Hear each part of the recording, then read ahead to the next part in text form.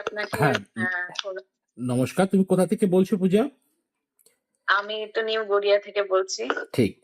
এবং পূজা, তোমার যে ব্যাপারে রেমিডিস দেওয়া হয়েছিল সেটাতে সাকসেসফুল হয়েছে? হ্যাঁ, হয়েছে। আমি ওই জন্য রেজাল্ট দেখিয়ে আপনাকে সবার আগে মেসেজ করেছি ঠিক, যে আপনি যেমন বলেছিলেন সেটাই হয়েছে। একদম কোয়ালিফাইড হয়েছে তুমি। হ্যাঁ, কোয়ালিফাইড হয়েছে। ঠিক। এবার আমার সরাসরি অনলাইন কনসালটেন্সি নিলাম। পূজা, একটা ম্যাজিক্যাল ঘটনা যে প্রথমেই বলে দেওয়া হলো তোমার হাতের কিছু একটা ঘটনা ঘটে আছে, যেটা হাতের কোনো নো ওরিয়েন্টেড, যেটা উঠে থাকবে। অলরেডি সেটা জানা গেল।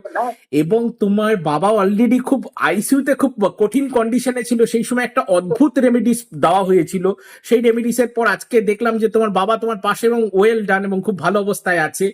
এবং পূজা, তারই সাথে আজকে তোমাদের বাড়িতে কোথায় একটা ইনভাইটেশন আছে সেটাও বলে দেওয়া হলো। গোটা গল্প সমস্ত ঘটনা পূজা মিলেছে কিনা এবং কেমন লাগলো?